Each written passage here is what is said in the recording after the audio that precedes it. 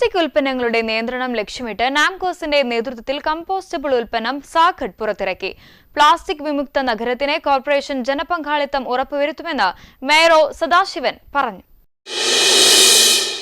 Plastic ഉൽപ്പന്നങ്ങൾക്ക് പകരമായി പരിസ്ഥിതി സൌഹൃദ ക്യാരി ബാഗ് ഉൾപ്പെടെ 18 ഇനം ഉൽപ്പന്നങ്ങളാണ് നാംകോസ് സാക്കർട്ട് വിപണിയിൽ എത്തിക്കുന്നത്.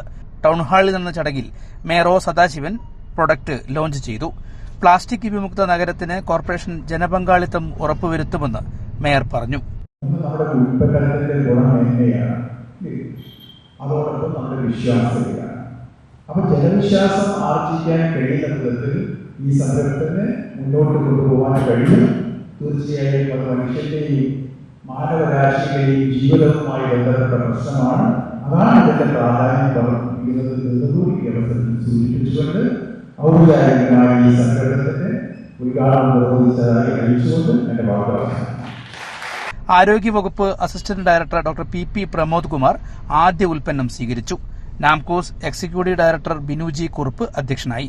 നാംകോസ് chairman K B Sreeraj, vice chairman P Suresh, managing director N Firoz, executive ഡയറക്ടർമാരായ ഷൈനി ചാർലി, ജോൺ വർഗീസ്, സാക്കർട്ട് executive director doctor Dora Jerina, K Mithun, Rekha Sajeesh തുടങ്ങിയവർ സംബന്ധിച്ചു. ജീവൻ ന്യൂസ്, കോഴിക്കോട്.